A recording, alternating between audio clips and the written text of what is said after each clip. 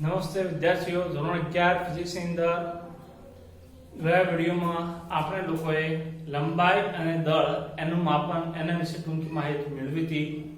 આજે હવે આપણે સમયનું માપન એના વિશે માહિતી મેળવીએ. સમયનું માપન એ જનરલી કલાકની અંદર, દિવસની અંદર, અઠવાડિયામાં, મહિનાઓમાં કે વર્ષમાં કરવામાં આવતું હોય છે. પરંતુ સમગ્ર વિશ્વની અંદર સમયના માપનનો SI એકમ સેકન્ડ છે.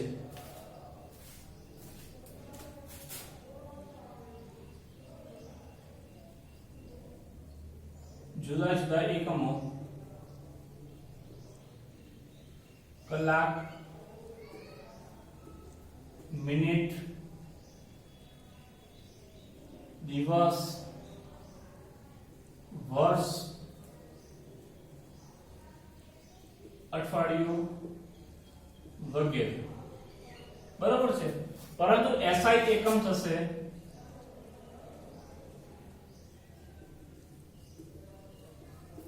સેકન્ડ. બરાબર, એટલે કે સેકન્ડ આ એકમ સમગ્ર વિશ્વની અંદર માન્ય રાખેલો છે. હવે જોઈએ 1 સેકન્ડ એટલે કેટલો સમય.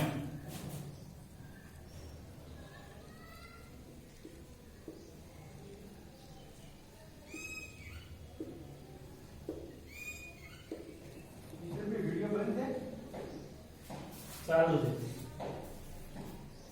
1 સેકન્ડ એટલે કેટલો સમય, બરાબર છે. તો એના માટે જોઈએ હવે આપણે કે સીઝિયમ 133 પરમાણુ જે છે એના વડે ઘડિયાળ બનાવવામાં આવે છે કે જેને સીઝિયમ ઘડિયાળ અથવા તો એટોમિક ઘડિયાળ કહેવામાં આવે છે. આ સીઝિયમ અથવા એટોમિક ઘડિયાળ વડે જ્યારે એની ઉત્ક્રાંતિની અવસ્થાની અંદર ઊર્જા એટલે કે વિકિરણ જે છે એ છૂટું પડતું હોય ત્યારે એના દોલન માટે 91, 92, 63, 70 આટલા દોલનો થવા માટે જે સમય લાગે એ સમયને કહેવાય 1 સેકન્ડ. વ્યાખ્યા જોઈએ આપણે. સીઝિયમ 133 ના વ્યાખ્યા.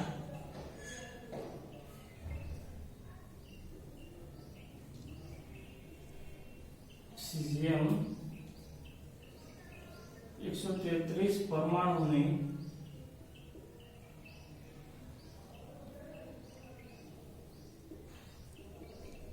સંક્રાંત અવસ્થામાં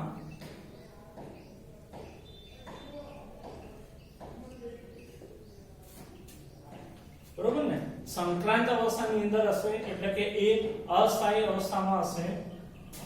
અનુલક્ષીને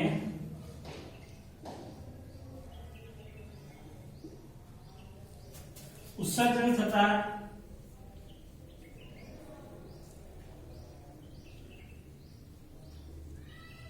વિકિરણના દોલનોની સંખ્યા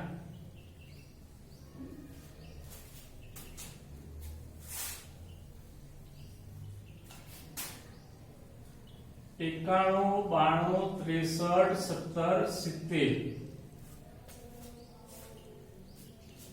બરોબર થવા માટે લાગતો સમય.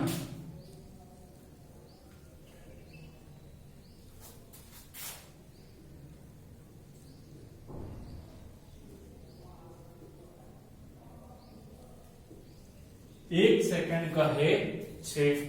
એટલે કે 1 સેકન્ડની અંદર સીઝિયમ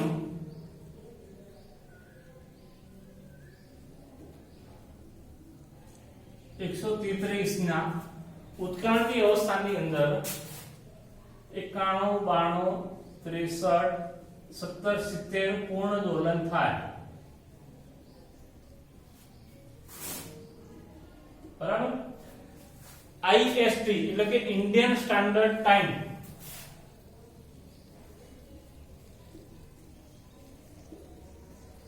ભારતીય પ્રમાણભૂત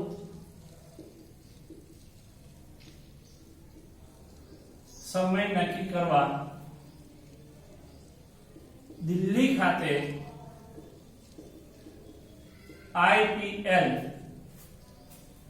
એટલે કે ભારતીય ભૌતિક સંશોધન લેબોરેટરી, ઇન્ડિયન ફિઝિકલ લેબોરેટરીમાં સીઝિયમ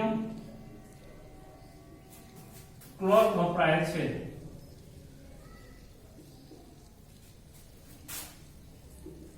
બરાબર છે. અને આ સીઝિયમ ક્લોથ જે છે એ 3 સીઝિયમ ક્લોથ છે જેમના માપનમાં આવતી ત્રુટિ પ્લસ માઇનસ 1 ગુણ્યા 10⁻13 સેકન્ડ એટલે કે 1/10⁻13 સેકન્ડ જેટલી ત્રુટિ મળે. બરાબર છે. એટલે કે આપણે જાણીએ છીએ કે જ્યારે મોબાઈલ ની અંદર જોઈએ અને ટાઈમ સેટ કરતા હોઈએ છીએ ત્યારે ટાઈમના અલગ અલગ ઝોન આવતા હોય છે.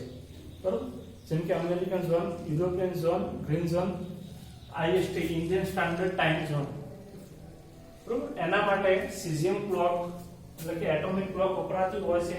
આ એટોમિક ક્લોક જે છે એ ઇન્ડિયન ફિઝિકલ લેબોરેટરી દિલ્હીની અંદર રાખવામાં આવેલી છે અને આવી 3 ઘડિયાળો એક સાથે ચલાવવામાં આવે ત્યારે તેમની વચ્ચે ફક્ત આટલી જ ત્રુટિ આવે છે. બરાબર છે. ઓકે. ત્યારબાદ હવે જોઈએ કે સૂર્યપ્રકાશ 1 સેકન્ડમાં કેટલું અંતર કાપે.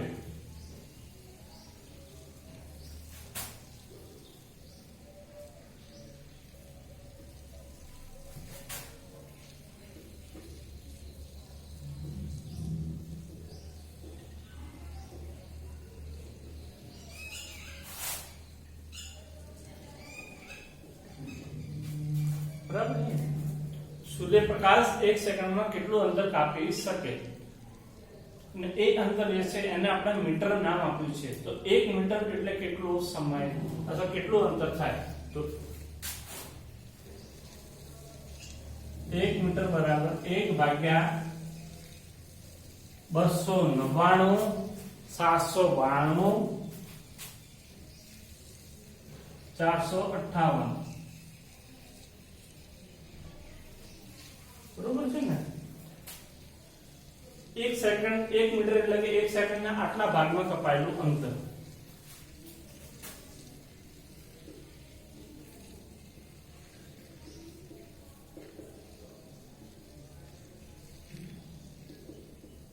એ આપણને આટલું મળશે. બરાબર છે. ઓકે. હવે આપણે મુખ્ય વાત જોઈએ ત્રુટિ, ચોકસાઈ અને સચોટતા. પ્રથમ વ્યાખ્યા આવે છે ત્રુટિ.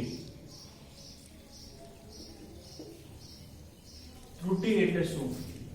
જ્યારે આપણે કોઈ પણ ભૌતિક રાશિનું માપ માપીએ ત્યારે એની અંદર અચોકસાઈ આવતી હોય તો એ અચોકસાઈને ત્રુટિ કહે છે.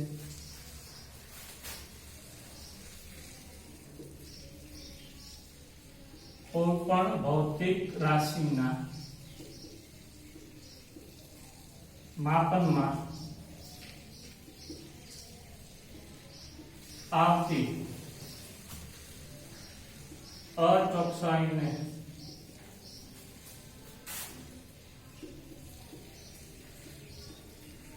ત્રુટિ કહે છે. બરોબર. જેમ કે ઘરનું લાઇટ બિલ માપવું છે તો ઘરનું લાઇટ બિલ શેમાં આવતું હોય છે? યુનિટમાં આવતું હોય છે. ને આપણે કહી દઈએ કે આટલું થઈ જશે. બરાબર. તો એ આટલું થઈ જશે લાઇટ બિલ, આટલા રૂપિયા આવશે. એ આટલા રૂપિયા આવશે એ માપનને ત્રુટિ વાળું માપન કહેવાય. પરંતુ જો આપણે કહીએ કે માપ લાઇટ બિલ એ 15 યુનિટ આવશે તો એ સાચું માપન કહેવાય. કારણ કે માપન વીજળીનું માપન, લાઇટ બિલનું માપન શેમાં થતું હોય છે? યુનિટની અંદર. તો ત્યારબાદ બીજા બે શબ્દો આવે છે ચોકસાઈ અને સચોટતા.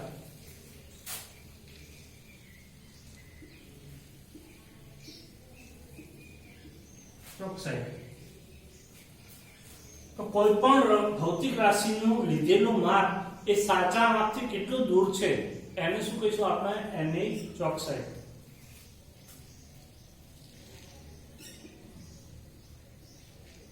કોઈ પણ ભૌતિક રાશિનું માપ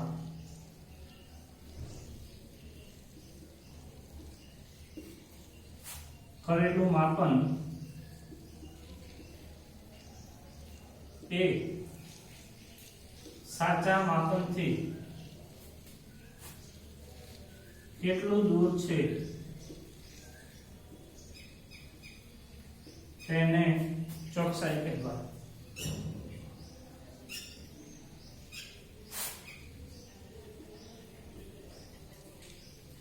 બરાબર છે. ઉદાહરણ સાથે સમજીએ.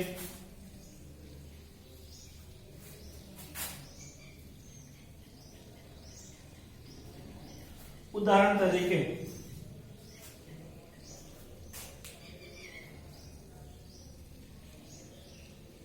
પાણીનું ઉત્કલન બિંદુ 100°C છે.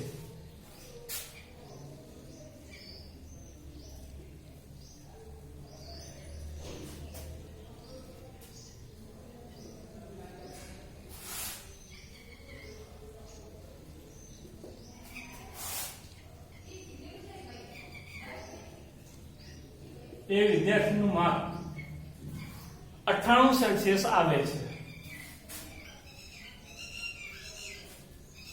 અને બી વિદ્યાર્થીનું માપ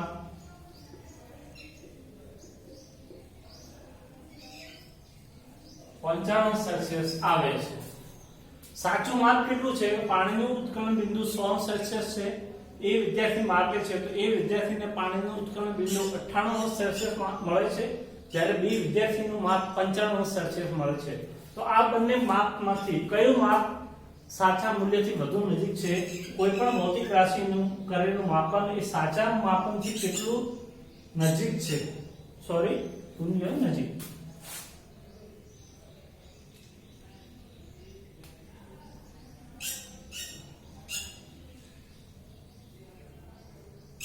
બરાબર છે ને?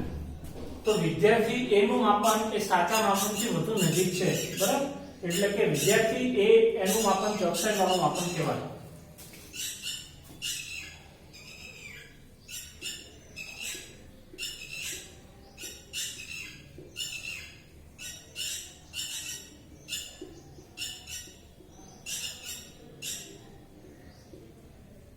ઓકે, બરાબર છે.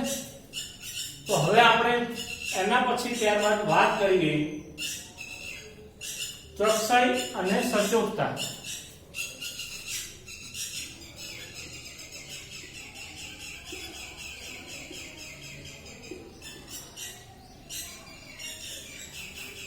સચોટતા એટલે શું? તો કે સચોટતા એટલે કોઈ પણ ભૌતિક રાશિ વિશે એનું કેટલા ભાગોમાં વિભાજન કરવું. કોઈ પણ ભૌતિક રાશિનું માપન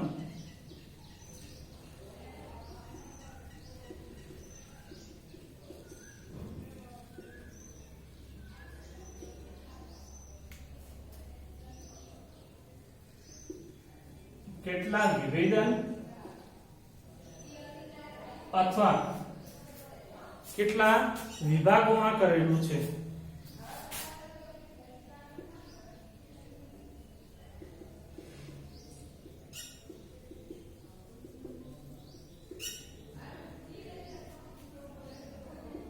તેને સચોટતા કહે છે.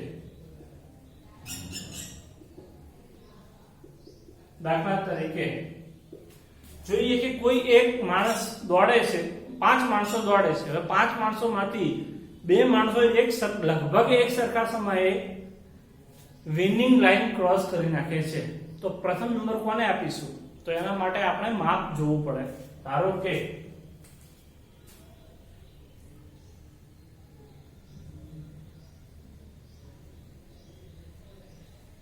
દોડ પૂર્ણ કરવાનો સમય 2 મિનિટ. તો આપણે જોઈએ તો 2 માણસોએ દોડ 2 મિનિટમાં પૂરી કરી નાખી. તો આપણે ફરીથી બંનેમાંથી કોઈને પ્રથમ નંબર આપી શકીએ નહીં. ત્યારબાદ શું કરીએ? ત્યારબાદ જોઈએ કે મિનિટ પછી સેકન્ડ. તો કે બીજું 2 મિનિટ અને 40 સેકન્ડ.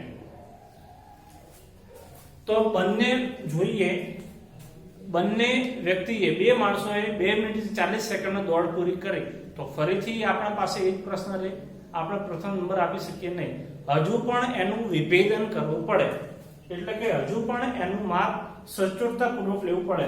તો છેલ્લે સમય આવે 2 મિનિટ 40 સેકન્ડ અને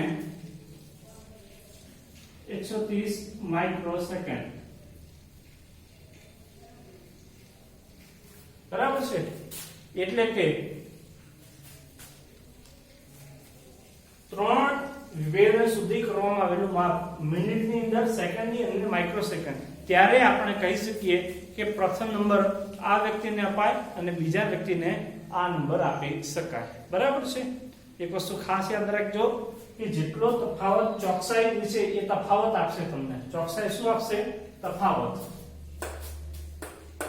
100 ઓછા 99 એનો તફાવત થશે 2 અને 100 ઓછા 55 એનો તફાવત થશે 5. તો જેટલો તફાવત ઓછો એટલી ચોકસાઈ વધુ. બરાબર છે? અને આમાં જો સચોટતા, જેટલા ભાગોમાં એનું વિભાજન વધારે હોય એટલી એની સચોટતા વધારે મળશે. બરાબર છે? ઓકે. તો હવે પછીના વિડીયોમાં આપણે જોઈશું આગળ. નમસ્તે.